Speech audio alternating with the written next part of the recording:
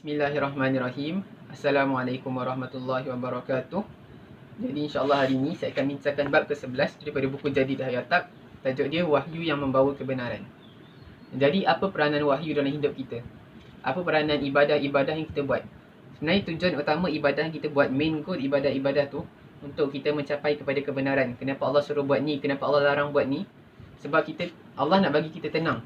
Allah bagi kita dekat kebenaran. Bila kita beribadah, kita reflect, dia mempertajamkan fikiran kita dan mengawal hawa nafsu kita. Dan bila Allah larang kita buat sesuatu tu, sebab Allah tak nak bagi kita rasa gelisah. Sebab benda-benda dosa ni, dia memang naturally akan buat kita rasa gelisah. Walaupun kita rasa seronok, akan ada satu kegelisahan dalam hati yang memang tak akan dapat hilang. Jadi Allah larang kita buat benda-benda buruk tu. Tapi sebabnya kita manusia, kita memang tendensi akan buat, lepas tu kita akan rasa tak tenang. Kita cubalah salahkan orang lain, salahkan Tuhan, salahkan benda lain. Tapi sebenarnya kita yang membawa ketidaktenangan tu dalam hati kita bila kita buat benda-benda yang Allah larang.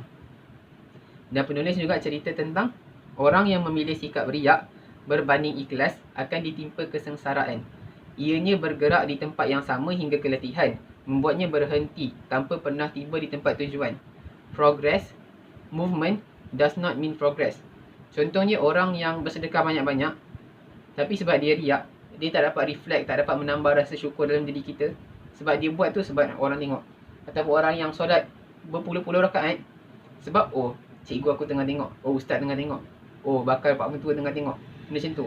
Padahal ibadah tu sepatutnya mendekatkan kita dengan Allah. Jadi rugilah kalau kita buat ibadah tapi tak ada progress dalam hubungan kita dengan Allah sebab kita buat dengan tujuan yang salah. Kita buat sebab riak, nak tunjuk ke orang, bukan sebab kita nak jadi hamba Allah.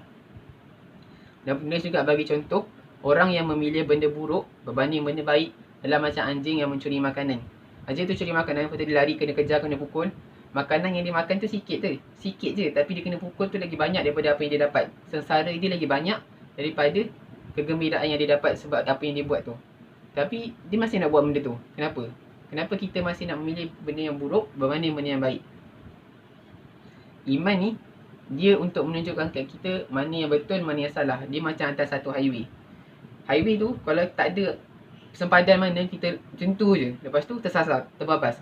Jadi iman tu petunjuk sampai mana je batas kita boleh pergi. Sebab kalau kita lebih daripada batas tu, kita akan tersasar. Jadi kalau kita tak ada iman, sebab itu kita akan tersasar. Sepanjang jalan tu ada banyak godaan-godaan. Jadi kalau kita terus pandang depan, kita akan selamat lah. Kalau kita ada batasan ke tepi, kalau kita pandang pun kita tak nak keluar daripada batas tu. Tapi kalau kita tak ada batas, tak ada iman, tak ada guideline macam mana kita patut behave, seperti kita akan tersasar ke arah kesengsaraan yang kita tak nak sebenarnya. Jadi penulis tutup dengan bercerita tentang mati. Kenapa kita kena ingat mati? Sebabnya mati ni, saya baca satu hadis ni, saya suka. Perbanyakkan mengingati penghancur kenikmatan. Apabila seseorang mengingatnya saat hidupnya sempit, ia akan merasa lapang. Tapi bila ia mengingat saat hidupnya lapang, ia akan merasa sempit. Dia macam, kalau kita tengah sedih, resah, gelisah, kita sedar yang kita akan mati juga. Akhirnya, rasa sedih tu akan meninggalkan kita, ataupun kita meninggalkan rasa sedih tu sebab kita dah mati. Dan kalau kita tengah gembira dapat segala benda pun, kita sedar yang satu hari nanti benda tu akan hilang juga daripada kita. Kita akan mati. Jadi kita kena banyak ingat mati supaya kita tak terlampau gembira dan kita tak terlampau sedih. Sebab kita sedar yang dunia ni cuma tempat ujian dan bukan destinasi kita. Dan macam mana kita menghadapi ujian tu yang penting, sebab akhirnya kita akan mati dan kita akan dinilai macam mana kita hadapi ujian kita ke atas dunia. Sekian daripada saya. Assalamualaikum warahmatullahi wabarakatuh.